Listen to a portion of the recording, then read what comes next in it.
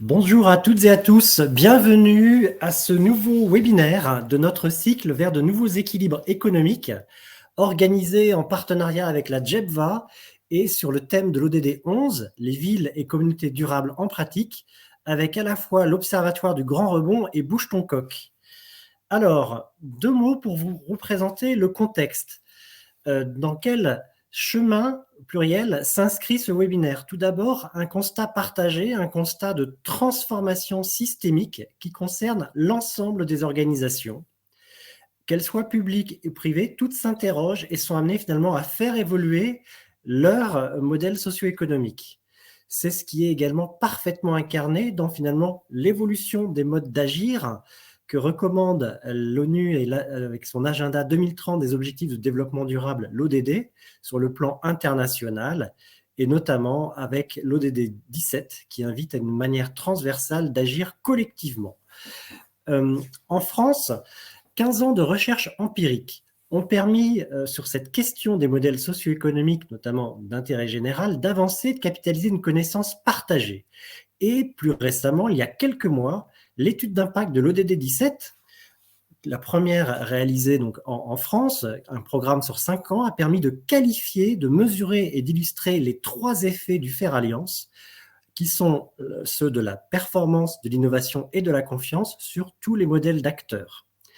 Et si on revient sur notre programme, il s'inscrit depuis 2020 dans un chemin commun avec la JEBVA et le Rameau qui copilotent finalement 3 objectifs: de reconnaître les modèles socio-économiques d'intérêt général, puisqu'il est à la fois question de partager une culture commune, de mieux comprendre qu'est-ce que cela veut dire, comment cela se traduit, comment ça s'incarne, de permettre aussi au plus grand nombre de se repérer, de se positionner, et également, et ce défi n'est pas le moindre, d'apprendre collectivement à piloter la complexité des trajectoires socio-économiques. Et c'est un cheminement collectif qui est donc capitalisé et animé plus largement depuis 2009. Si on revient sur notre programme et notre cycle, cette année, vers de nouvelles CAP 2030, vers de nouveaux équilibres économiques, vise en fait à valoriser les expériences, à partir de retours d'expériences très concrets d'alliances territoriales d'intérêt général, qui incarnent finalement une diversité de modes d'agir collectivement pour réussir l'agenda 2030 des ODD. Avec pour vous un double objectif, à la fois vous donner à voir une diversité d'exemples, montrer que c'est possible par différents acteurs dans différents domaines et sur différents territoires, différentes échelles, et également de vous donner des clés, des leviers très concrets pour agir à votre tour avec un partage de méthodes et d'outils librement accessibles. Aujourd'hui, notre 5e webinaire porte sur les villes et les communautés durables. Il va notamment s'articuler autour du retour d'expérience de Bouge-ton-Coq pour agir ensemble sur ces enjeux qui sont ceux de l'ODD 11. Présentons à présent le programme, le menu du jour, avec 3 grandes étapes. La première, une introduction par le Grand Rebond, suivie d'un retour d'expérience sur les alliances innovantes de Bouge-ton-Coq et son partenaire Monepi, avant d'avoir un éclairage complémentaire avec des témoignages de points cardinaux de l'expérience, de ce retour d'expérience d'Alliance, et une présentation d'un outil pour vous inviter à agir ensemble. Alors, pour commencer, je vais inviter pour l'Observatoire du Grand Rebond Mickaël Réau, son président, à nous apporter son regard. Mickaël, pourriez-vous nous dire pour quelles raisons, pluriel, finalement, l'Observatoire du Grand Rebond a valorisé Bouge-ton-Coq et son concept d'épicerie participative Monepi? Bien sûr, avec plaisir. Bonjour à toutes et tous. Merci Yann et à toute l'équipe du Rameau d'avoir organisé ce webinaire et aux intervenants de s'être rendus disponibles pour témoigner de leur collaboration. Alors, la rencontre avec mon épi à travers Alain Pouillot dans un premier temps, et puis ensuite les échanges avec les équipes de Bouge-ton-Coq, avec notamment Aymar de la Guillonnière, se sont faits à l'occasion d'un festival, qui est le festival Faire Autrement, qui permet de rencontrer tous les 2 ans un certain nombre d'acteurs dans les territoires qui portent des solutions qui fonctionnent, qui répondent de manière très concrète et opérationnelle à des enjeux sociaux, sociétaux et ou environnementaux.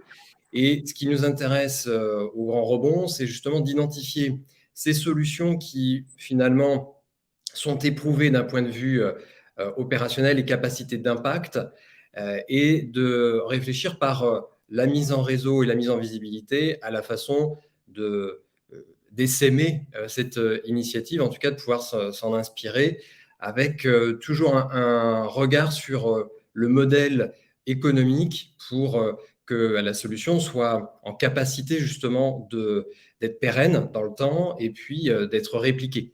Et ce qui nous a interpellés dans l'initiative de Monepi, c'est d'une part un modèle de redynamisation à la fois des villages et des quartiers à travers la création des épiceries participatives. Donc, il y a un volet de création ou de recréation de liens sociaux qui est extrêmement intéressant, de redynamisation aussi sur le plan économique, en ouvrant ces épiceries participatives qui peuvent être le point de départ d'une nouvelle activité dans des espaces qui ont pu être un petit peu désertés sur les commerces de proximité. Tout ça dans une logique de circuit court, donc qui répond évidemment à des enjeux environnementaux très forts, avec une période d'inflation et qui, là aussi, apporte des éléments de réponse sur l'accessibilité à des produits locaux de qualité à tarifs plus accessibles que ceux de la grande distribution dans une période d'inflation. Un modèle économique qui, dans les circuits courts, intègre la démarche de commerce équitable, donc des retombées économiques aussi au niveau de la chaîne de valeur, notamment avec les producteurs. Et tout ceci sur un socle technologique qui est un commun numérique et un modèle de gouvernance décentralisé. Donc, on retrouve énormément d'ingrédients chez Monepi qui répondent à des enjeux autant sur le plan social que sociétal et environnemental. Et puis, cerise sur le gâteau, et c'est vraiment un justement des critères que l'on regarde de près, un modèle économique viable. Preuve en est le succès qui sera décrit juste après à travers le témoignage par la démultiplication et l'essaimage. Donc ça, c'est ce qui nous a porté à réaliser dans l'Observatoire du Grand Rebond une publication pour, de manière synthétique, décrire le modèle et puis également de convier Alain et Aymar sur des émissions vidéo Grand Rebond que l'on diffuse également pour justement raconter la démarche, la genèse, mais aussi les perspectives et le mode opératoire. Et puis, Bouge ton coq, qui amène un accompagnement stratégique aux initiatives telles que Monepi, avec un angle qui est le passage à l'échelle. C'est une logique de co-développement qui est totalement alignée avec la raison d'être du Grand Rebond. Donc, c'est la raison pour laquelle on a voulu, à travers les émissions et l'Observatoire, mettre en avant également Bouge ton coq, qui nous semble être un allié stratégique dans la généralisation des réponses aux enjeux sociétaux et environnementaux très intéressants. Merci Mickaël pour cette introduction très, très claire et précise. Alors justement, c'est une parfaite mise en bouche et on va en savoir plus dans quelques instants en écoutant nos deux témoins. Corentin Emery, qui est cofondateur et responsable du mouvement Bouge ton coq, et également Alain Poulot, cofondateur de Monepi. Donc Corentin et Alain, vous allez nous présenter à la fois les éléments, donc les dynamiques de Bouge ton coq, et également nous en dire davantage sur Monepi et son modèle socio-économique. Corentin, je crois que c'est vous qui prenez la parole en premier. Je vous laisse la main. Super, merci beaucoup Yann. Merci Mickaël pour l'introduction et puis évidemment à tous les intervenants qu'on fait un trou dans leur agenda, qu'on sait aujourd'hui en ce moment un peu chargé pour pouvoir venir témoigner aujourd'hui et voilà, je les remercie chaleureusement. Pour vous expliquer peut-être un petit peu mieux ce qu'est Bouge ton coq, je vais commencer par la cause, nous qui nous anime, la raison pour laquelle on agit et nous c'est les villages. Voilà, c'est le monde rural. C'est vraiment la raison pour laquelle on a décidé, avec Christophe Emmanuel Brochot, de créer cette initiative, puisqu'on remarque en fait qu'il y a une vraie envie de campagne, une vraie envie de vivre dans les villages aujourd'hui dans notre pays. Sauf que cette envie, elle est contrariée par des choses qu'on juge inacceptables, c'est-à-dire la difficulté à jouir de son pouvoir de vivre, en fait, dans ces zones-là du pays. Parce que les services se font de plus en plus rares, parce qu'il faut se déplacer de plus en plus loin pour avoir accès à des choses primordiales. On va parler aujourd'hui de l'accès à l'alimentation, on parle aussi de l'accès à la santé. On veut se projeter sur d'autres dimensions plus tard de la vie quotidienne dans les villages. Mais c'est ça vraiment le point de départ de Bouge ton coq. Et puis, on constate aussi que ce désir de village, il se traduit depuis, en fait, toujours dans les campagnes par un tissu associatif qui est assez dense, donc c'est-à-dire des dynamiques citoyennes, des gens qui se prennent en main par eux-mêmes, qui n'attendent pas le soutien de l'extérieur pour pouvoir améliorer leur vie in situ. Sauf qu'il y a relativement peu d'acteurs au niveau national qui parvient à fédérer non pas des associations, mais des énergies, tout simplement, et de pouvoir mettre en commun des volontés de mieux vivre dans chacun des villages sans forcément devoir affilier à un réseau national. Et donc, c'était ça aussi qu'on souhaitait faire avec Bouge ton coq. Et bon, l'objectif, on n'y arrivera clairement pas tout seul. C'est pour ça qu'on se désigne comme un mouvement. On veut embarquer les gens avec nous. On veut que chacun prenne sa part dans cet objectif qui est un peu fou. Mais on souhaite que toutes les populations rurales à travers le pays, d'ici 10 ans, puissent avoir accès près de chez eux à tous les services essentiels de la vie de tous les jours. Se soigner, se former, se déplacer, s'alimenter, s'éduquer, et ainsi de suite. La liste est longue, pouvoir bien vieillir aussi, pouvoir bien grandir dans les campagnes. C'est important. Et donc voilà, on a ça comme objectif délirant, et donc plus nous serons nombreux, plus nous y arriverons déjà, et nous y arriverons vite, parce qu'il y a urgence dans les territoires ruraux aujourd'hui. Et donc ce qu'on a fait depuis notre très récente création, parce qu'on a émergé en 2020, donc vous voyez, c'est tout neuf,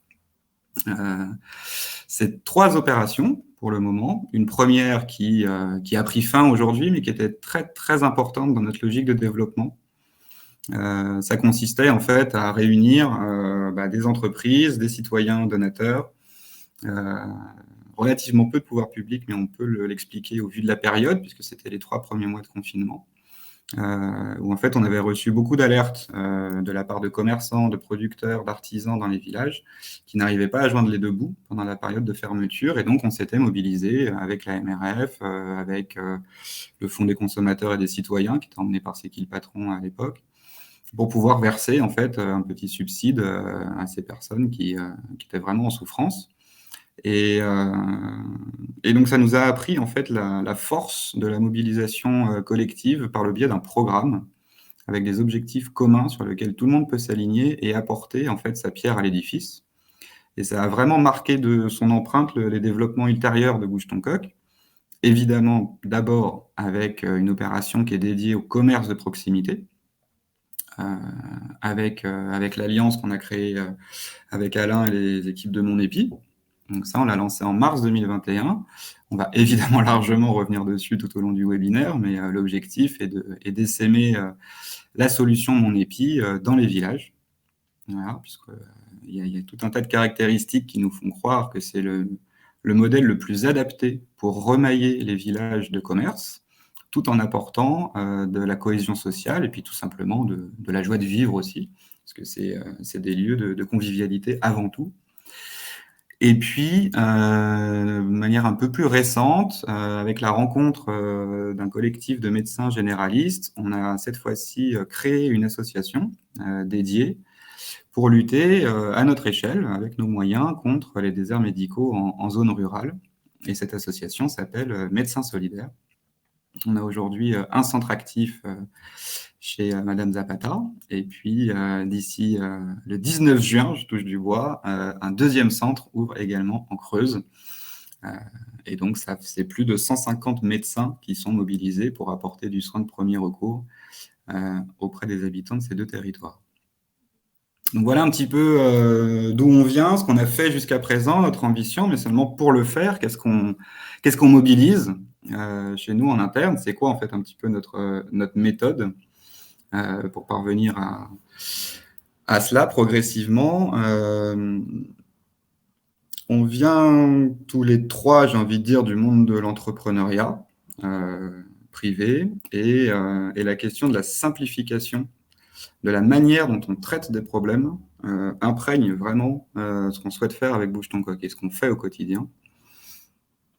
On ne souhaite jamais ajouter plus de complexité, mais voir comment on peut la trier, l'organiser et apporter des réponses le plus simples possible. Et pour ça, on a extrait de cette réflexion, de cette méthode, 3 grands axes qui caractérisent notre action.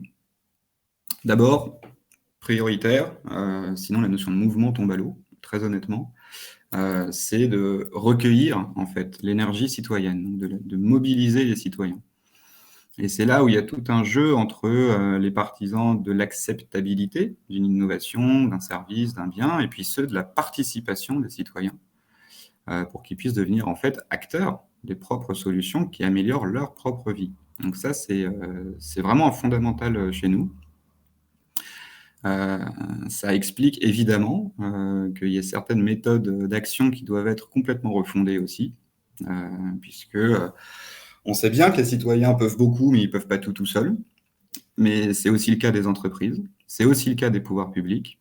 Chacun est très mobilisé, chacun est très concerné, mais c'est très rare qu'ils trouvent le moyen ou les voies et les moyens de travailler ensemble à résoudre une problématique que pourtant chacun éprouve au quotidien et tente d'apporter une réponse.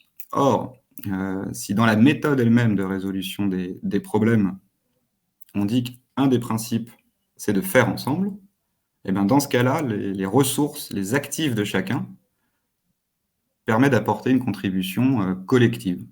Et ça, c'est le deuxième pilier de notre action. Et enfin, l'exemple de mon épi est évidemment le meilleur dont on dispose aujourd'hui. Notre volonté, c'est d'essaimer des solutions qui fonctionnent localement, mais qui en fait, par le biais de la participation, parce que chaque acteur localement est réuni avec ce triptyque citoyen, entreprise, pouvoir public, il peut s'installer en fait n'importe où dans le territoire français. Voilà. Donc, ce qu'on souhaite faire, c'est précisément auprès des porteurs de projets, pouvoir réunir toutes les ressources nécessaires pour que chacun, depuis chez soi, puisse se saisir de la solution et la mettre en œuvre. Ça, c'est le troisième point de l'action qu'on mobilise, c'est l'essaimage local par la participation. Et donc, on comprend le schéma, il y a une solution locale qui existe, on pilote son essaimage au niveau national, et ensuite, elle est implantée localement, de nouveau, mais à échelle multilocale. Donc ça, c'est les 3 piliers. Mais il faut aussi mobiliser des expertises pour le faire. D'abord, bon, ça semble évident, mais c'est toujours bien de le rappeler, il faut connaître le terrain.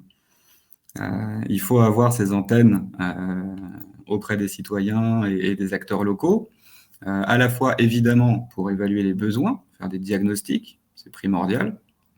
Si on veut que les gens participent, il faut savoir aussi pourquoi ils veulent participer et dans quelle mesure ils sont prêts à participer et à quoi. Donc ça, c'est le premier point. Ensuite, évidemment, on parle ici d'alliance. On ne peut pas faire une réponse unilatérale et il faut aussi que les réponses elles-mêmes aux problèmes qui remontent soient co-construites avec des experts du sujet ou des gens qui ont la capacité d'apporter des ressources pour créer cette réponse commune.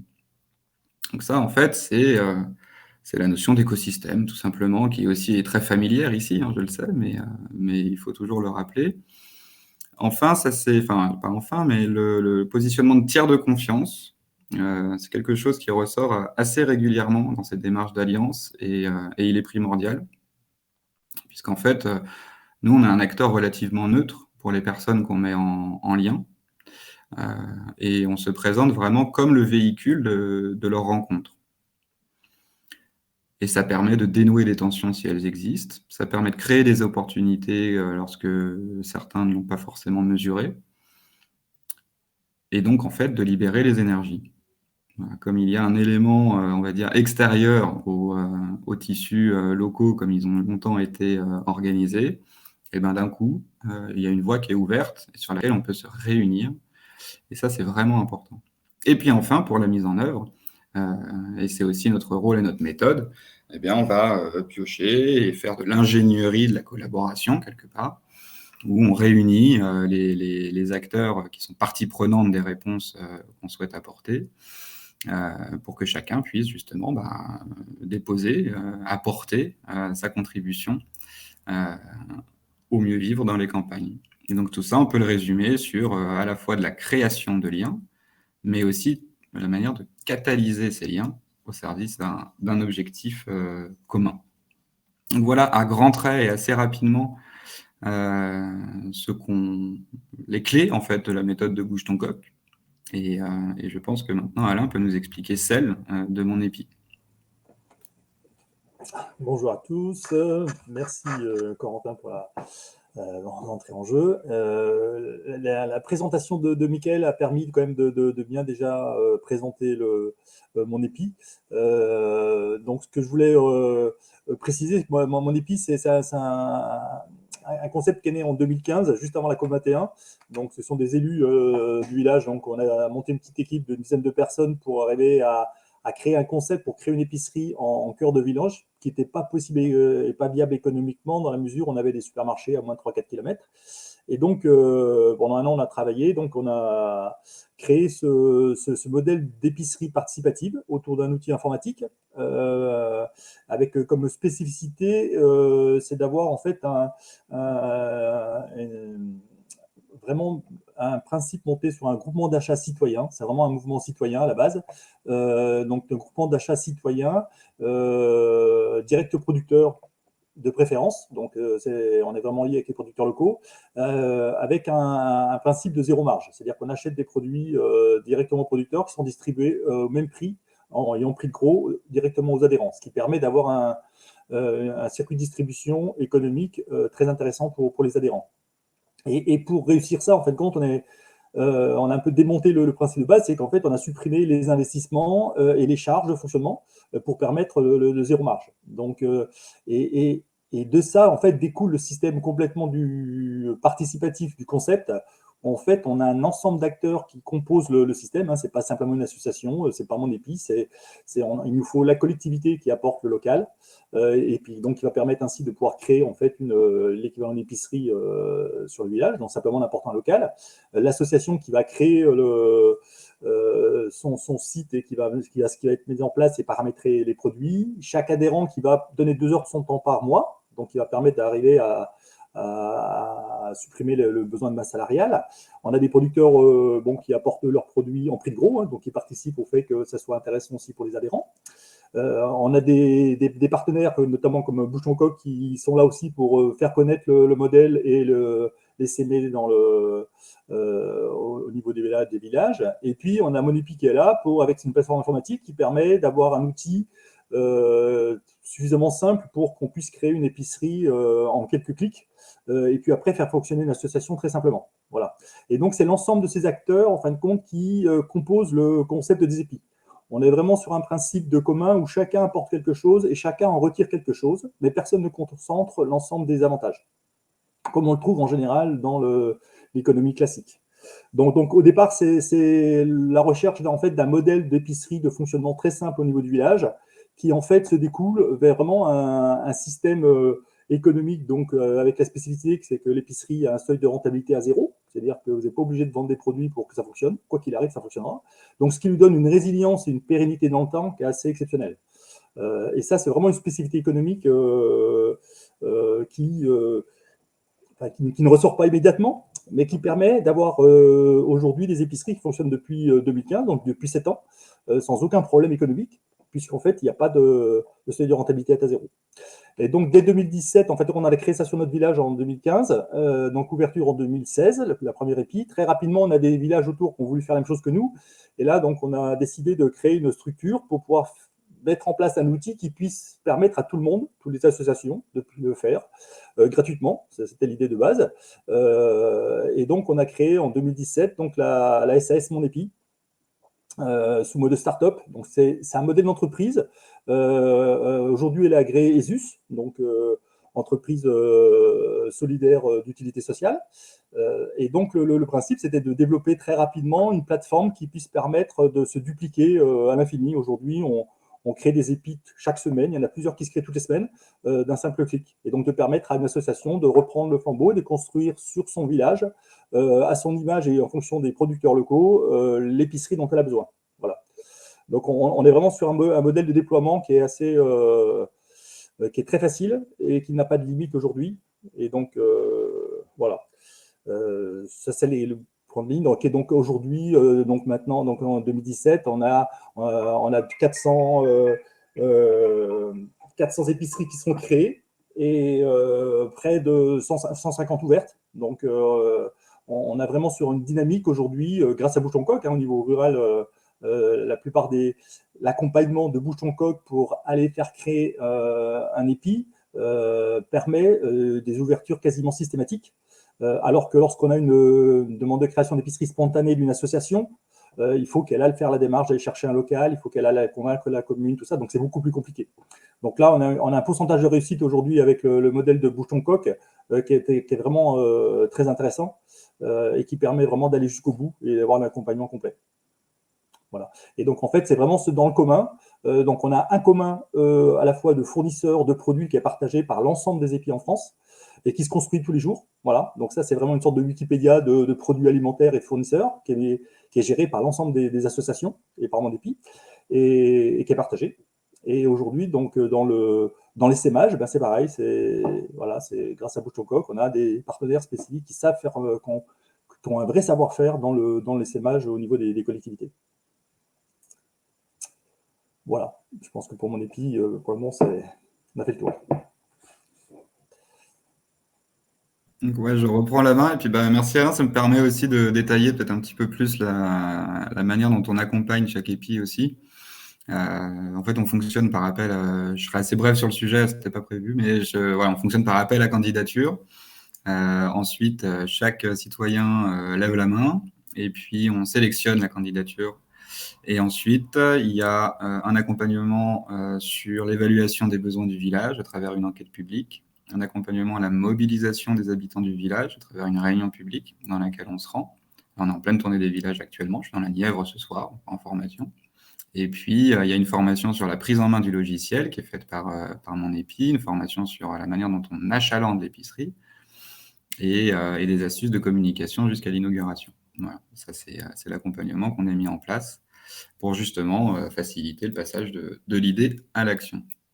Mais ça, c'est à l'échelle de chaque épi. À l'échelle de l'essaimage du concept même des épis dans les villages, on fonctionne vraiment à la fois au niveau national et au niveau territorial. C'est une des clés de réussite. D'abord sur le plan de la mobilisation, et j'aime beaucoup le terme des richesses humaines. En interne, à Bouche-en-Coq, on a évidemment notre bureau qui se mobilise à la fois par la voix de notre président, notamment pour pousser l'opération auprès de ses propres sphères d'influence. Donc c'est ça qu'on appelle le portage politique. Il y a un portage stratégique qui est, lui, animé par la direction générale, afin de déterminer, en fait, justement, les objectifs, les modes de déploiement, l'amélioration des services qu'on apporte aux bénéficiaires. Et puis, le portage opérationnel, on a une équipe dédiée de 3 à 4 personnes à Bouche-en-Coq qui est exclusivement mobilisée sur le déploiement de mon épi dans les campagnes et l'équipe de mon épi qui se mobilise aussi évidemment avec nous pour former chaque porteur de projet. Donc ça, c'est au niveau national la manière dont on s'est organisé. Au niveau territorial, pour être transparent, on aimerait transformer progressivement notre modèle. On est en pleine réflexion là-dessus, puisqu'aujourd'hui, ceux qui portent les épis sont évidemment les porteurs de projets, mais on voudrait justement pouvoir, nous, en tant que Bouche-en-Coq, se territorialiser, et donc que cet accompagnement puisse se faire beaucoup plus finement, quelque part, à échelle soit départementale ou même de la sous-préfecture, quand même une échelle humaine assez intéressante, et donc qu'on puisse transférer notre savoir-faire à ses représentants locaux. Donc ça, c'est sur la manière dont on articule vraiment en interne le déploiement de mon épi. Sur la partie des financements et puis sur celle des alliances, vous allez voir que ça se ressemble en fait un peu. Au niveau national et transversal, il y a de l'apport de financement en fonds propres par des financeurs, donc qui, eux, permettent de consolider la structure Bouge-Ton-Coq en tant que telle, et ça a évidemment un impact sur la conduite de l'opération Mon Épi. Et puis vraiment, on flèche aussi des acteurs du financement spécifiquement sur cette opération, notamment la fondation UP, qui nous soutient sur 3 ans, financièrement bien sûr, mais pas que, opérationnellement aussi. Voilà, on réfléchit en ce moment à créer des chèques alimentaires, des choses comme ça. Enfin, voilà, de toute façon, c'est toujours pareil. Dès qu'on s'allie, on fait connaissance, la relation se noue, et puis derrière, tous les horizons sont envisageables. Il y a la Fondation Crédit Mutuel, Alliance fédérale, qui nous soutient aussi de manière pluriannuelle et à échelle nationale pour conduire cette opération. Donc, merci Djeloul.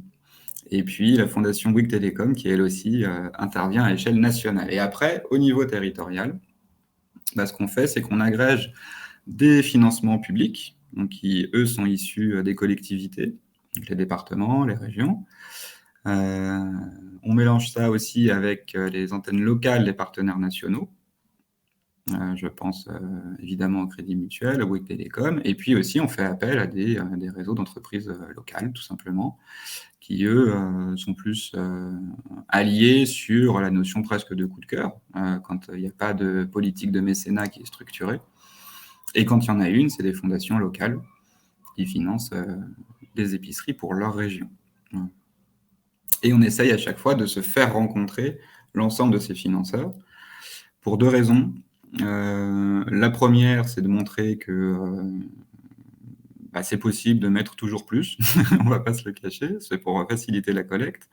Et puis la deuxième, c'est aussi montrer, et on le fait avec les épis aussi de plus en plus, montrer qu'ils ne sont pas seuls à se mobiliser sur cette cause-là, et qui font partie en fait d'une communauté qui est beaucoup plus large, et qui est celle qui se préoccupe du futur de nos villages.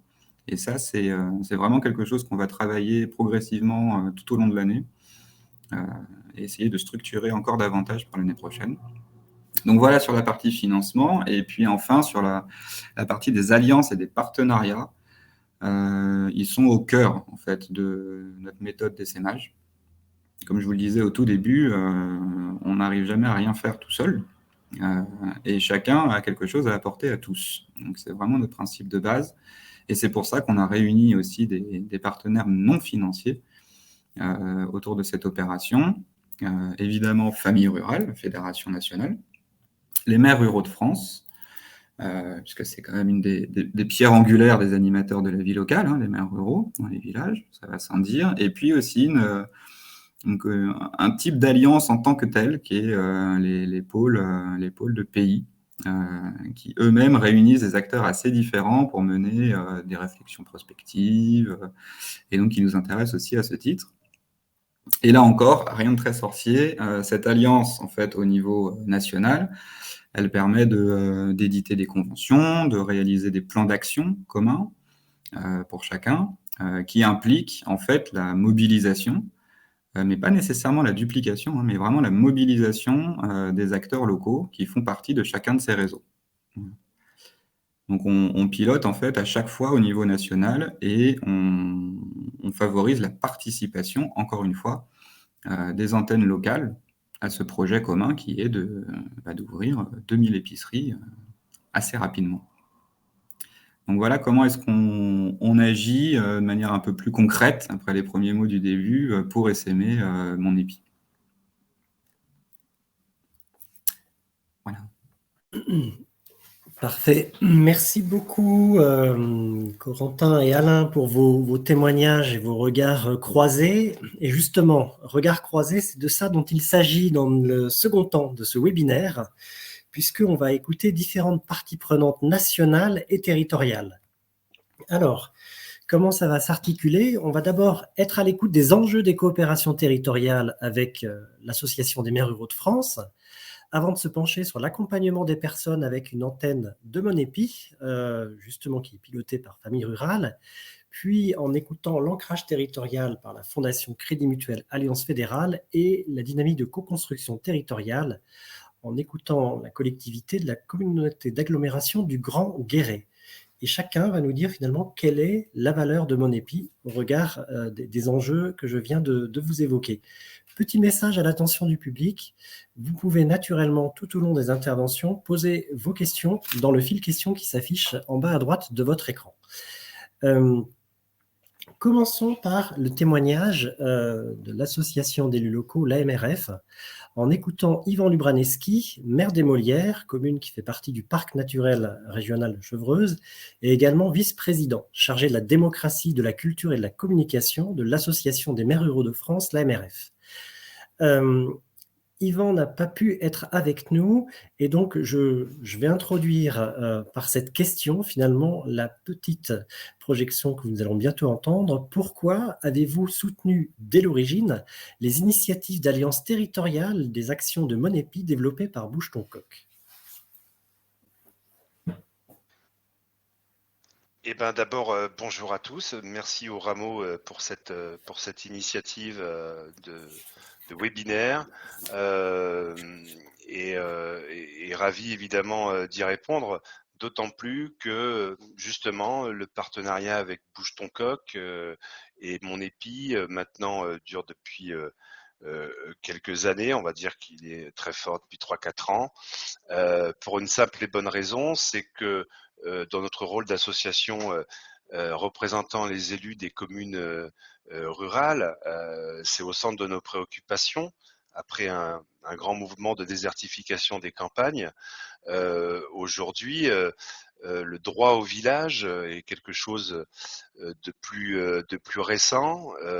Les besoins donc des habitants, y compris des néo-ruraux, sont forts dans des lieux où les services publics ont disparu, le dernier commerce parfois a disparu, et c'est justement ça qui nous intéresse, c'est comment on recrée de la vie, comment on préfigure aussi le village de demain, le village de l'avenir, qui sera pas la carte postale d'il y a 50 ans avec 7 cafés-restaurants et puis une boulangerie, qui sera autre chose, avec des tiers-lieux par exemple, qui ont aussi une dynamique qui nous intéresse énormément, et qui, le tiers-lieu d'ailleurs, des fois peut démarrer d'une épicerie. Et donc le travail que fait Monépi à travers leur réseau et Bouge ton coq à travers l'appui en ingénierie, en mise en relation, en recherche de subventions, et y compris en soutien financier, il faut le rappeler. C'est évidemment une situation idéale à partir du moment où il y a déjà un noyau de citoyens qui veulent s'impliquer, puis ce noyau peut grandir parce que Bouge ton coq fait aussi des réunions publiques sur place. Il y a une espèce de mayonnaise qui prend, et ça nous intéresse. Ça nous intéresse au plus haut point de pouvoir diffuser cette initiative. Et c'est non seulement évidemment une initiative qui se diffuse, mais c'est une initiative qui produit des résultats, puisque des dizaines d'épiceries se sont ouvertes ces dernières années sur ce modèle, et ça continue. Merci Yvan pour ces propos très clairs. Alors, votre partenaire national est présent avec nous. Corentin, est-ce que vous souhaitez apporter une observation avant d'écouter le témoignage de l'antenne locale de Monépi? Oui, avec plaisir. Merci Yvan pour son témoignage. L'Association des maires ruraux de France, c'est vraiment un partenaire cardinal pour nous, et l'un des tout premiers. C'est 10 000 maires ruraux à travers toute la France. Et 10 000 maires qui qui refusent de voir leur village mourir, tout simplement. Et donc ça a été quand même un déclencheur chez nous. Et puis surtout des maires qui ont bien conscience que l'alliance avec la société civile est absolument nécessaire dans ces toutes petites unités de vie que sont les villages. Ce fameux premier kilomètre dont on parle assez souvent et qui devient assez difficile à accéder pour l'État, certaines collectivités, le monde syndical aussi, tout simplement. En fait, un peu les corps intermédiaires et les grands régulateurs nationaux qui parviennent plus nécessairement à toucher cette échelle. Et nous, on propose précisément de la mettre en mouvement. Et je pense que c'est un des ressorts sur lesquels on est allié avec la MRF. Merci Corentin pour ce regard. Après le témoignage finalement de l'enjeu des coopérations territoriales par la MRF, on va écouter à présent la vision de l'association locale qui pilote Mon Épi à Landremont avec Alain Collin. Alain est président de l'association Famille Rurale de Landremont et également bénévole au sein de l'épicerie participative de cette commune de Meurthe-et-Moselle, l'épicerie du Caveau. Comment, Alain, pouvez-vous nous dire comment se traduit l'accompagnement de Mon Épi auprès du collectif mobilisé dans votre village, coup de cœur de famille rurale, donc témoignage en direct. Alors pour revenir et parler de Mon Épi, il y a peut-être un petit retour en arrière, alors que je suis moi-même maraîcher et j'avais l'intention de créer une épicerie. Et c'est toujours compliqué de pouvoir mettre en place les produits en ligne, de pouvoir, au niveau de la facturation, au niveau de tout ce qui est informatique, de mettre ça en place, surtout que j'y connais pas grand-chose. Et on a connu Bouge ton coq, et qui, à travers Bouge ton coq, ils ont parlé de Mon Épi, qui lui mettait en place tout un logiciel qui était facile d'utilisation. Alors maintenant, on fait un peu les malins parce qu'on se dit c'est facile maintenant, mais au départ, il a fallu se former un petit peu. Et on avait une équipe super dynamique à travers l'association de l'AFR de Landremont pour pouvoir un peu dépiauter tout et de pouvoir travailler sereinement avec le logiciel de Mon Épi.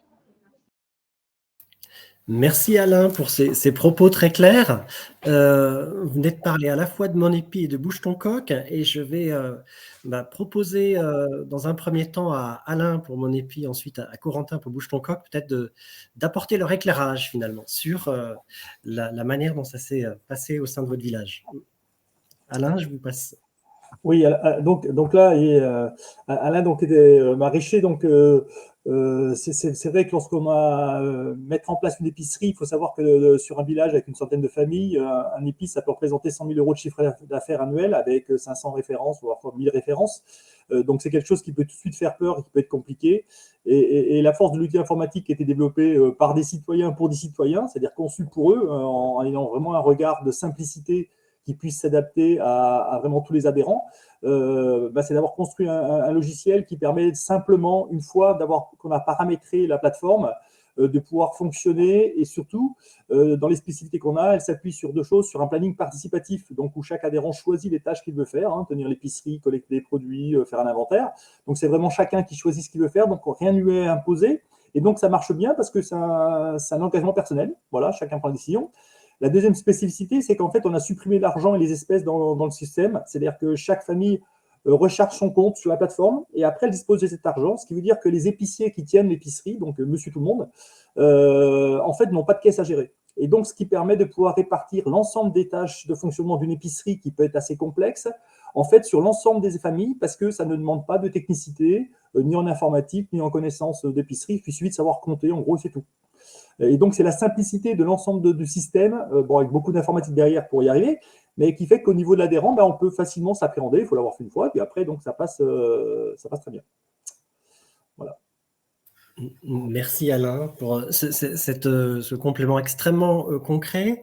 Corentin, votre regard, avec notamment cette initiative qui est pilotée par une association locale de votre partenaire Famille Rurale. Oui, absolument. Et c'est vrai que la simplicité d'usage dont parlait Alain est évidemment une des clés dans notre choix d'essaimer Mon Épi en particulier. Je trouve que l'exemple d'Alain Collier est quand même assez illustrant de la force des alliances locales, nationales, locales. C'est-à-dire qu'on travaille avec Famille Rurale au niveau national. pour diffuser l'information, pour expliquer le programme d'accompagnement de Bouge ton coq et la solution Mon Épi auprès des AFR, donc c'est les associations de familles rurales locales. Et lorsque quelqu'un a le désir, et donc il n'est pas imposé, lorsque quelqu'un a le désir de créer une épicerie de ce type, eh ben, il trouve la ressource nécessaire proche de chez lui pour pouvoir la mettre en œuvre. Et ensuite, par un jeu de relais d'information, nous, on peut venir et dérouler en mobilisant le village, en organisant la réunion publique, en faisant cette formation dont on parlait. Donc, c'est vraiment l'exemple typique de comment est-ce qu'on agrège les ressources au profit des gens qui ont envie d'agir. Merci Corentin pour ce complément intéressant. On va écouter à présent donc un acteur national avec la Fondation Crédit Mutuel Alliance Fédérale. Pour en parler, j'ai le plaisir d'accueillir Djeloul Belbachir, conseiller mécénat au sein de cette fondation. Djeloul, pourriez-vous nous dire finalement comment votre soutien à la fois aux épiceries Mon Épi et aussi au dispositif Médecins Solidaires fait écho à la propre volonté d'ancrage territorial dans la ruralité du Crédit Mutuel?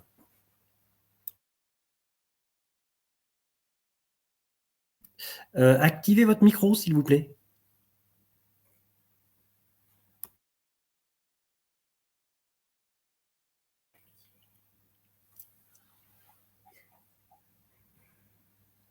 Est-ce que ça fonctionne? Vous m'entendez? Oui, c'est bon. Bonjour à toutes et à tous. Tout d'abord, quelques mots de présentation du groupe Crédit Mutuel Alliance Fédérale, qui est une alliance de 14 fédérations du Crédit Mutuel. Le Crédit Mutuel, c'est 18 fédérations et 14 fédérations ont décidé de se regrouper et de mutualiser leurs outils pour être plus efficaces et plus performants. On peut dire que le Crédit Mutuel Alliance Fédérale, c'est donc ses fédérations et ses filiales, puisque parmi les filiales les plus connues, on compte le CIC, les assurances du Crédit Mutuel et Cofidis, par exemple. Alors, la fondation, avant de parler de la fondation, juste préciser que le Crédit Mutuel Alliance Fédérale a été la première banque à avoir adopté, à être entreprise à mission. Et parmi les 5 missions, les 5 engagements, il y en a un qui est de contribuer au développement des territoires. Donc évidemment, ça fait complètement écho au sujet de Bouge ton coq aujourd'hui. Et ceux qui connaissent le Crédit Mutuel savent l'importance que ce groupe accorde aux territoires ruraux. Dans le prolongement du groupe, il y a une fondation qui a été créée maintenant il y a 2 ans. Donc, c'est la Fondation Crédit Mutuel Alliance Fédérale que je représente aujourd'hui, qui évidemment incarne la raison d'être du groupe qui est Ensemble, écouter, agir. Alors, ensemble, au sein de la fondation, cela se traduit par le fait que toutes les parties prenantes du groupe sont impliquées pour soutenir les différentes structures que nous appuyons, à la fois les élus, les collaborateurs. L'écoute se manifeste par l'écoute des besoins des associations. On sait qu'un certain nombre d'associations ont des besoins spécifiques et le fait d'être une association récente, une fondation récente, permet justement de ne pas forcément avoir de biais, si je puis dire, et d'être complètement à l'écoute et pouvoir accompagner et agir avec ces différents porteurs de projets de manière la plus adéquate. On sait aujourd'hui qu'un certain nombre d'acteurs associatifs, de porteurs de projets ont besoin de structures qui les accompagnent dans la durée. Donc ça, c'est un élément sur lequel on a une attention très particulière. Aujourd'hui, nous avons 2 domaines d'action, enfin depuis les débuts, la Fondation a 2 domaines d'action, donc c'est la diapo suivante, qui est l'environnement et les territoires. Alors, les territoires, c'est territoire et solidarité. Vous pouvez aller à la suivante, c'est très bien, merci Yann, c'est l'environnement et les territoires et solidarité. Alors, l'environnement avec plusieurs axes prioritaires, la biodiversité, la transition du monde rural et agricole et l'impact de l'environnement sur la santé. Les territoires autour de la question de l'égalité des chances, de la précarité et de l'accès à la culture. En 2022, ça a été 42 associations soutenues avec 80 projets accompagnés. Il faut peut-être que je dise à ce stade-là que le groupe a annoncé en début d'année la création d'un dividende sociétal. Alors, un dividende sociétal, c'est quoi? C'est le versement de 15% du résultat du groupe à la transition environnementale et solidaire, qui va se traduire par, d'une part, un fonds, un impact social pour des investissements sans but de rentabilité, mais simplement pour accompagner la révolution environnementale et sociale. Il y aura un deuxième axe autour d'offres inclusives et puis un dernier volet qui concerne le mécénat. Voilà. Et il y aura 15% de ces 15%, donc c'est le dividende sociétal, c'est un peu plus de 500 millions, donc 15% de ces 500 millions qui auront pour des actions de mécénat pour des structures d'intérêt général. Donc, ça va nous permettre d'accroître notre impact et notre engagement auprès de structures, notamment de structures qui ont un véritable impact sur les territoires, comme Bouge ton coq. La diapo suivante.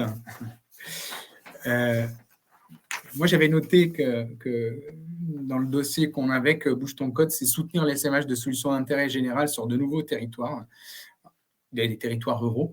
Et c'est complètement dans l'ADN du groupe que d'accompagner des solutions d'intérêt général sur des nouveaux territoires. Donc on a vraiment ce point en commun. Et ce qui est important pour nous, c'est que nous avons donc 2 réseaux importants sur l'ensemble des territoires, le Crédit Mutuel et le CIC. Les caisses et les agences sont vraiment très ancrés territorialement. Ils connaissent bien leur territoire, leur espace. Et la Fondation a ce rôle, un peu comme Bouge ton coq aussi, de fédérer, de faire en sorte que certains projets qui sont identifiés sur certains territoires puissent essaimer ailleurs. Et donc, on peut, en tant que fondation, avoir ce rôle de relais. Alors, c'est intéressant parce que les territoires peuvent nous signaler des initiatives pertinentes, impactantes. Et la fondation peut aider à essaimer.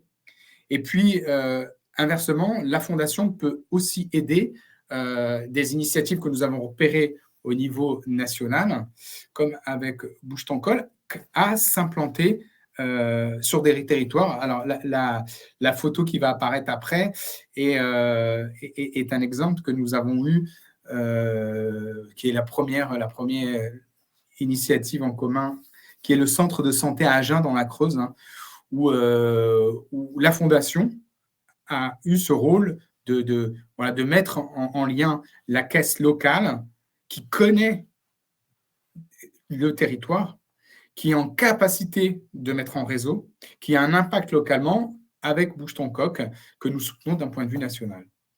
Donc, évidemment, pour nous, encore une fois, la ruralité, c'est extrêmement important.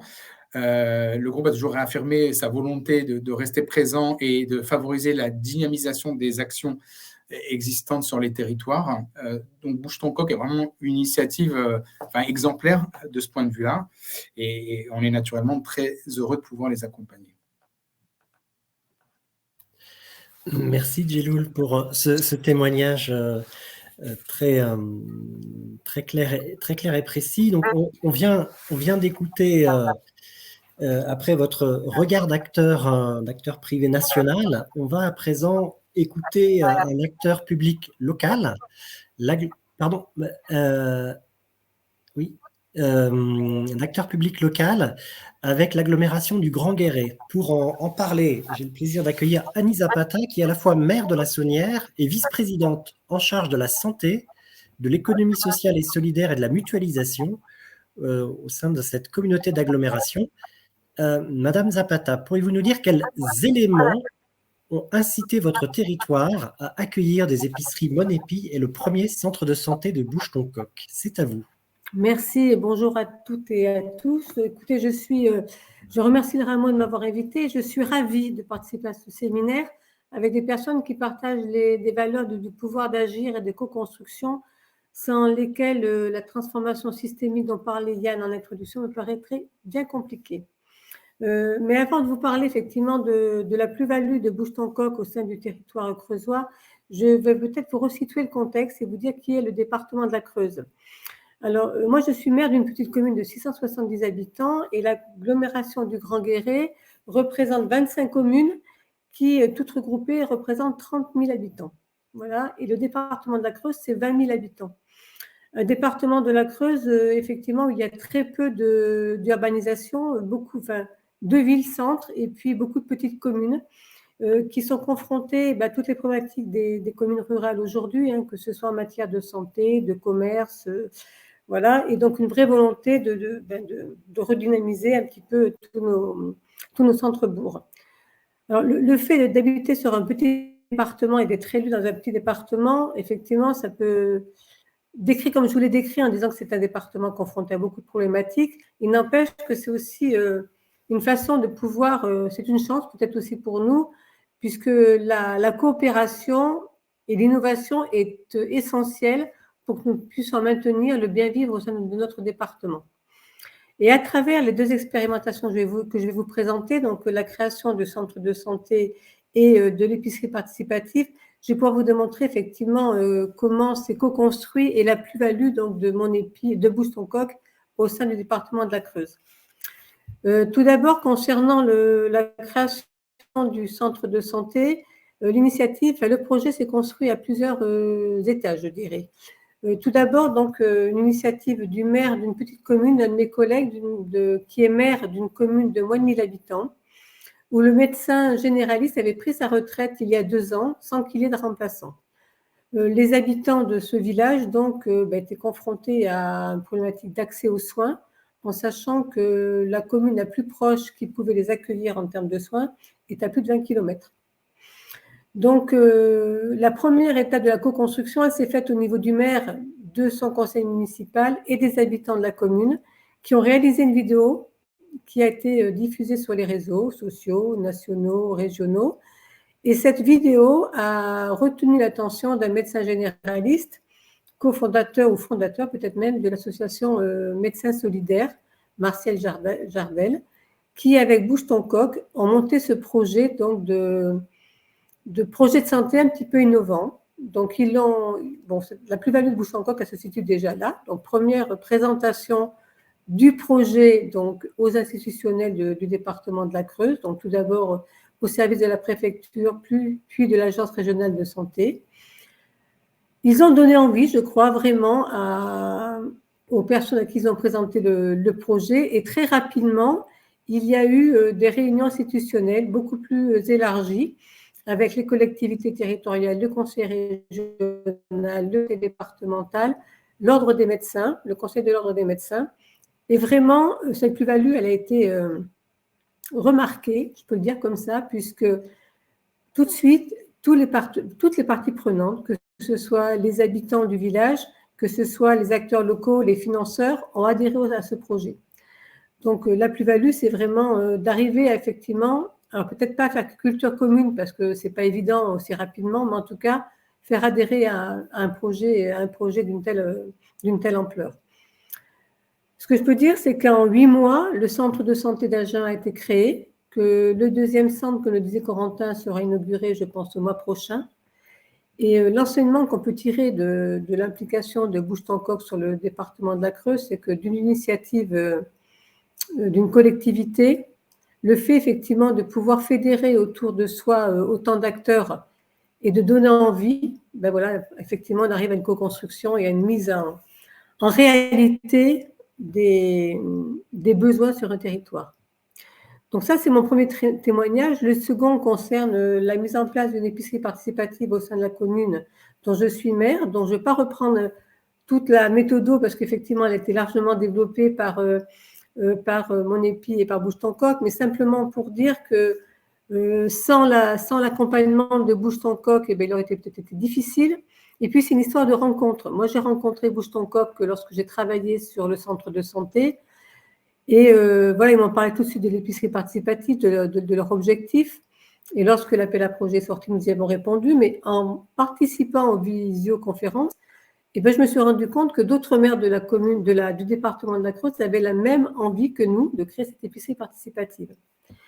Et nous nous sommes regroupés, c'est-à-dire qu'aujourd'hui, nous travaillons à 4 communes à la création de cette épicerie participative. Donc, chaque commune aura son épicerie, mais on essaie de mutualiser nos réseaux de producteurs.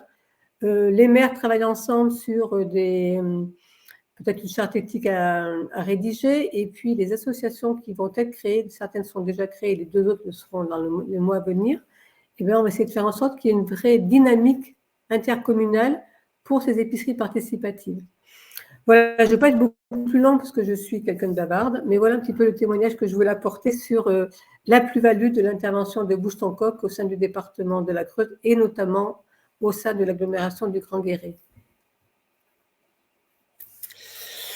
Merci Annie Zapata, mais non, c'était parfait et extrêmement concis. Alors, je crois que chacun d'entre vous, vous faites preuve d'une pédagogie remarquable.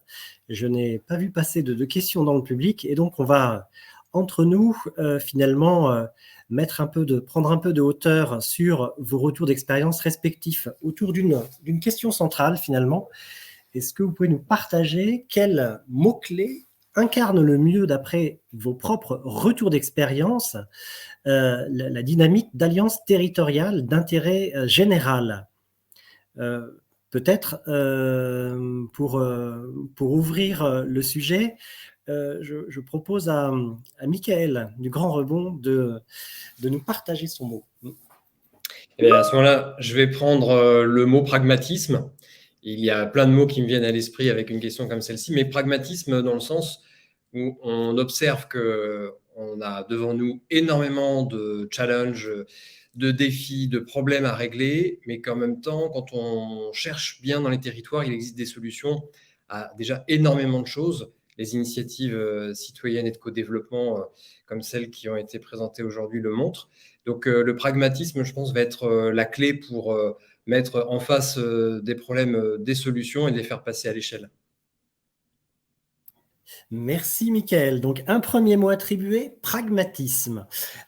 Pour le second, je me tourne à présent vers Annie Zapata. Vous pouvez revenir peut-être sur justement votre retour d'expérience et le ou les mots que vous avez retenus.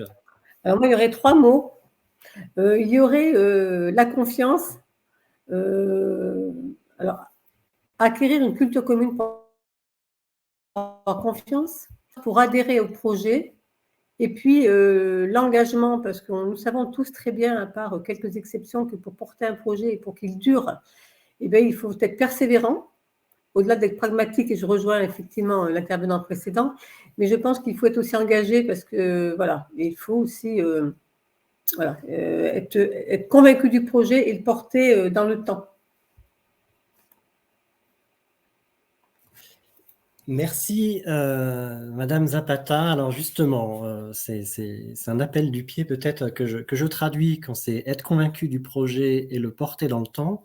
J'ai envie de me tourner vers Alain finalement, qui a initié, on a bien entendu pendant un peu plus d'1 an, le concept de Mon Épi.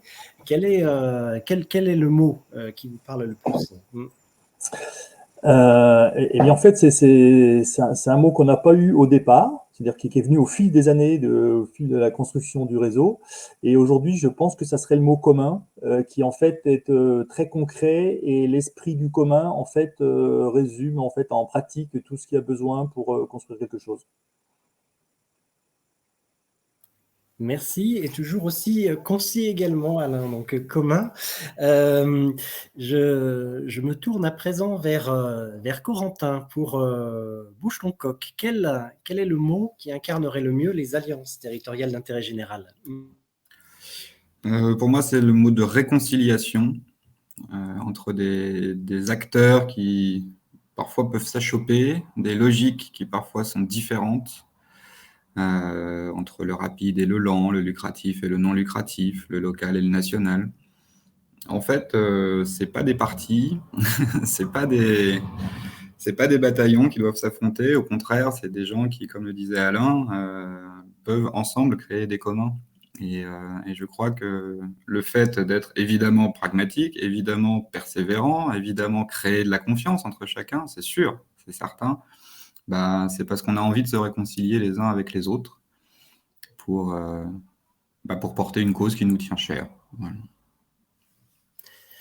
Merci beaucoup, Corentin. Je crois que vous avez également la noble mission d'être le porte-parole de confiance du mot retenu par Yvan, le vice-président de l'AMRF. Pouvez-vous nous partager? Oui, absolument. C'est vrai que c'est une lourde tâche quand même, la parole d'un élu, mais je m'y risque.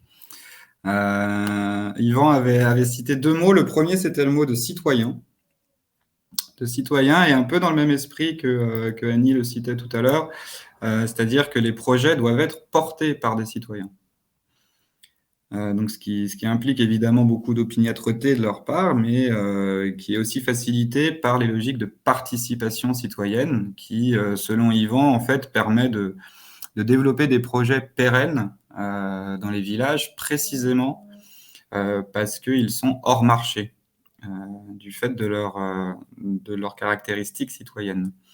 Donc, plus un service sera porté sur le long terme par des citoyens, plus il a de chances de durer dans le temps, en réalité. Là, on peut croire que justement l'engagement bénévole est une faiblesse de certains modèles.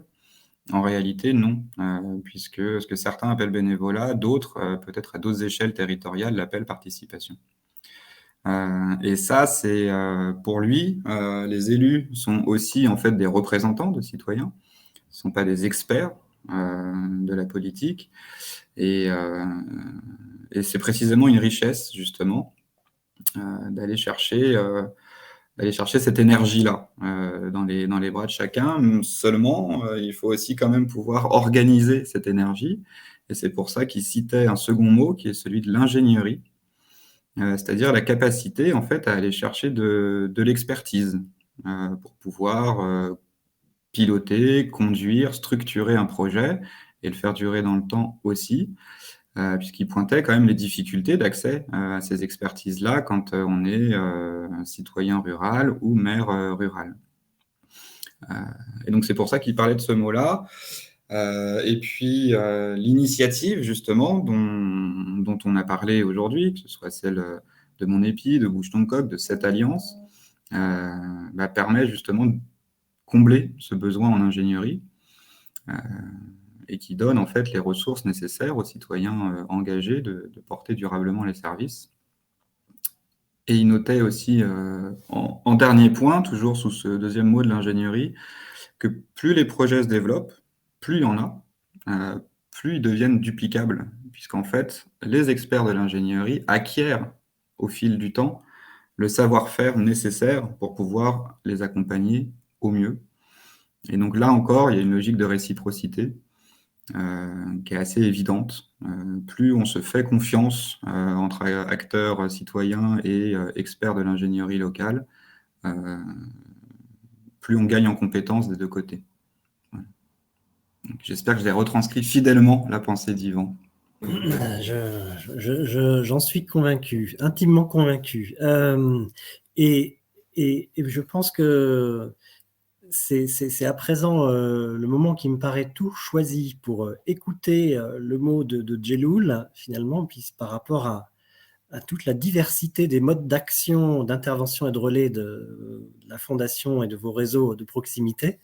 Quel est le ou quels sont les mots que vous avez retenus? Est-ce que vous pouvez activer votre micro?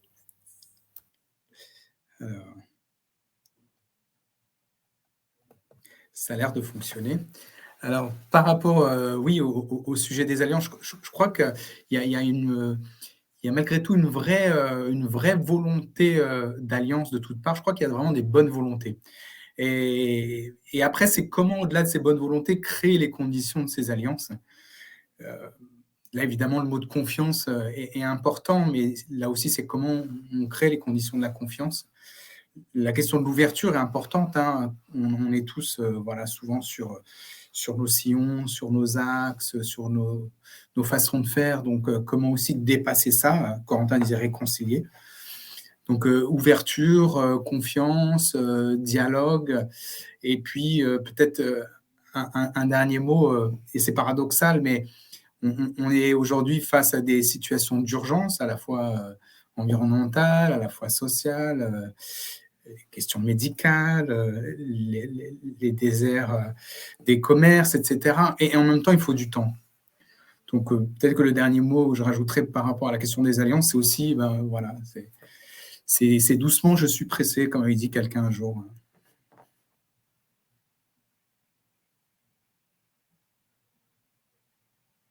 Merci beaucoup, Djeloul, pour ce florilège de mots. Et on va également entendre avec intérêt le mot retenu par la recherche empirique. Charles Benoît, donc notre président fondateur du Rameau, quel mot souhaitez-vous nous partager ? Alors, j'aurais déjà envie d'en utiliser un qui est malheureusement trop souvent utilisé, qui est celui de merci.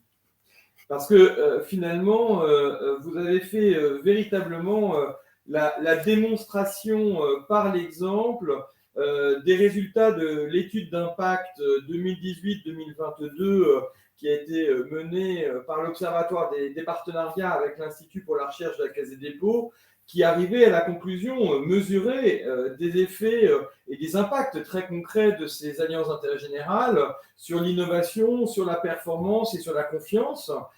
Et j'insiste aussi sur la confiance. Nous venons de publier il y a 2 jours, dans le cadre de la conférence de contribution de la société civile à la revue nationale volontaire de l'agenda 2030 que la France ira présenter à l'ONU cet été. Nous venons de présenter une étude sur la parole des jeunes en action, parce que effectivement, avant de vouloir trouver des solutions, il faut d'abord écouter. On a parlé tout à l'heure du premier kilomètre. C'est avant tout le premier kilomètre des besoins. On parle souvent du dernier kilomètre des solutions, mais nous, on est beaucoup plus prompt à aller écouter le premier kilomètre des besoins, parce que finalement, c'est en proximité que les solutions s'inventent. Et vous l'avez parfaitement démontré. Vous avez démontré la simplicité qui peut être derrière cela, et comment cette simplicité, elle peut être justement un moyen de piloter la complexité. Et c'est ça qui est paradoxal, c'est que finalement, il faut revenir à de la simplicité pour être capable d'appréhender la complexité que nous sommes en train de vivre, la complexité systémique. Et c'est pour ça qu'on aime beaucoup dire que le territoire, c'est en fait l'intérêt général à portée de main. On peut faire au niveau d'un territoire ce qui semble impossible de faire à un niveau plus global. Et donc, si je devais retenir un seul mot pour finalement caractériser tout ce que nous avons entendu, c'est celui de diversité. Nous devons comprendre que si nous voulons avec pertinence répondre à la solution globale dont nous avons besoin, c'est dans une diversité de ces réponses et non pas dans une uniformité des réponses. Et ça, je crois que c'est vraiment la transformation de ce XXIe siècle. Sans doute, depuis la Renaissance, on avait cru qu'on pouvait aller vers une solution universelle. Eh bien non, nous redécouvrons qu'au contraire, nous pouvons avoir un besoin universel, mais que les solutions, elles sont multiples. C'est là où les territoires jouent le rôle, non seulement d'être des lieux de confiance de cet intérêt général à portée de main, mais aussi et peut-être surtout d'être nos laboratoires empiriques de découverte et de redécouverte des solutions qui peuvent répondre de façon très concrète aux défis qui sont les nôtres aujourd'hui. Et ce que je trouve vraiment pertinent dans les témoignages que l'on a entendus, c'est toute l'ingénierie d'intelligence qu'il faut mobiliser pour, in fine, faire des choses très simples. Et c'est peut-être ça notre enseignement, c'est à l'écoute des territoires, on peut vraiment réinventer ce qui peut nous donner confiance dans la réussite de l'agenda 2030. Et je rappelle que ce n'est sans doute pas un hasard si ce sont les pays du Sud qui, en 2015, ont exigé des pays du Nord que soit ajouté le 17e objectif, le « comment allons-nous faire ensemble ?» Eh bien, les témoignages que nous avons eus aujourd'hui nous montrent que non seulement c'est possible, mais c'est déjà là. Il ne nous reste donc plus qu'à l'activer et peut-être, et c'est une transition, mon cher Yann, à en montrer toute cette diversité je crois que ce n'est pas sans lien avec l'outil dont vous allez nous parler. Merci beaucoup, Charles Benoît. Effectivement, donc, le dernière escale de notre webinaire commun avec la présentation d'un outil. De quel outil s'agit-il? Il s'agit en fait de la base Impact Alliance. Alors, cette base, elle a en fait été co-construite par deux acteurs, notamment le Rameau avec un apport dans tout ce qui est capitalisation de recherche empirique, et également SynDup, qui est une plateforme de veille et d'intelligence économique. Souvenez-vous, le mois dernier, notre directrice de la recherche, Élodie Julien, nous avait présenté à l'issue du webinaire sur l'énergie avec Stop, exclusion énergétique notamment, la boussole de l'ODD 17 en pratique. Et la base Impact Alliance, vous voyez souligné à l'écran, fait partie de cette boussole. Alors, qu'est-ce qu'elle vous permet de faire et au service de quoi est-elle présente? Déjà, c'est une base de connaissances. C'est vraiment un outil pour partager des éléments, pour prendre de la hauteur, pour vous permettre d'agir avec 4 ressources complémentaires. Tout d'abord, de l'information, une information pratique partagée chaque semaine sur le comment faire alliance en pratique par les jeudis de l'ODD 17. Ce sont également des exemples, plus de 550 de partenariats inspirants, comme l'évoquait Charles Benoît, qui représentent effectivement une grande diversité de profils d'acteurs, qui ont presque tous été cités aujourd'hui, de domaines et de territoires.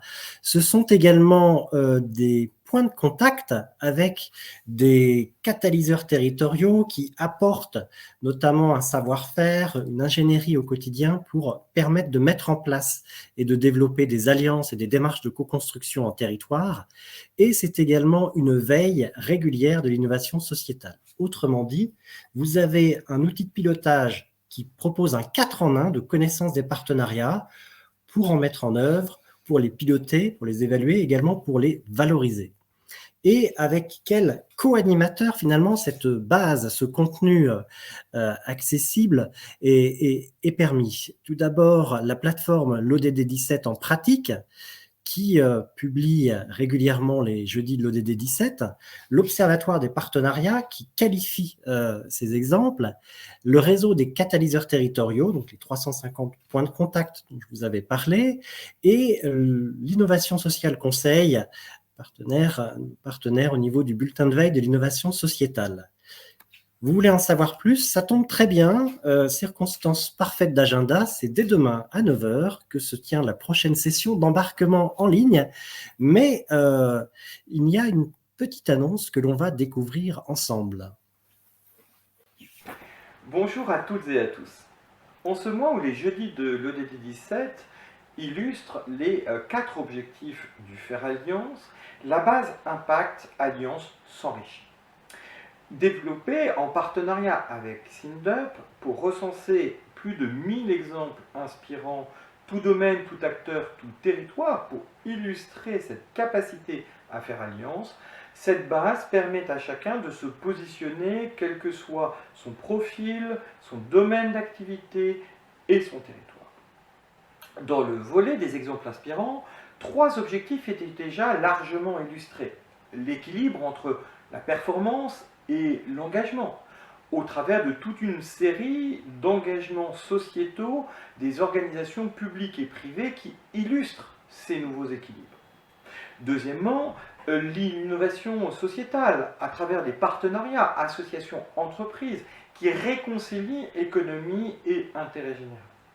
Et troisièmement, la co-construction territoriale à travers des écosystèmes locaux qui, en fonction de leurs spécificités et de leurs priorités, réinventent des solutions locales parfaitement adaptées aux enjeux d'aujourd'hui. Il restait donc à illustrer le 4e objectif, celui de la transformation de nos modèles socio-économiques. C'est donc avec une grande joie que je vous annonce que le 1er juin prochain, nous lançons une 4e série d'exemples inspirants sur cette question des modèles socio-économiques. Grâce au programme lancé en octobre 2020 de webinaires mensuels, nous avons pu recenser plus de 40 exemples qui vont ainsi constituer la première brique de ces exemples inspirants de nos nouveaux modèles socio-économiques qui permettent de répondre à la fois à la réduction des fragilités et à l'invention de nouveaux moteurs de développement économique durable pour permettre d'affronter la transformation d'aujourd'hui en une capacité d'innovation pour demain. Alors, ensemble, grâce à cet outil et à bien d'autres, valorisons la capacité que nous avons à réussir l'agenda 2030 des objectifs de développement durable. C'est ainsi que nous pourrons faire le pari de la confiance tous ensemble.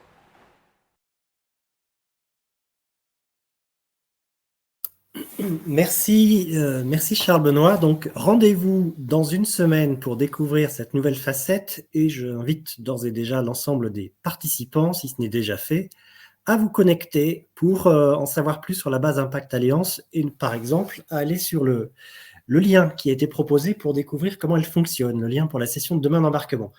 Revenons à notre programme de webinaire. Donc, après vous avoir parlé de l'ODD 11 avec Bouge ton coq et le grand rebond notamment, quel sera notre prochain rendez-vous le jeudi 15 juin?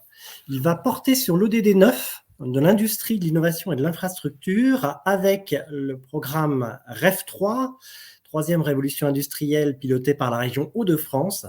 Et donc, c'est un retour d'expérience passionnant de REF 3 par la région des Hauts-de-France qui vous attend, auquel je vous convie jeudi 15 juin pour agir ensemble sur les enjeux d'industrie, d'innovation et d'infrastructure qui caractérisent l'ODD 9. Excellente journée à toutes et à tous et surtout un très grand merci à chacune et à chacun de nos intervenants. À très bientôt. Merci. Une bonne journée. Merci beaucoup. Au revoir.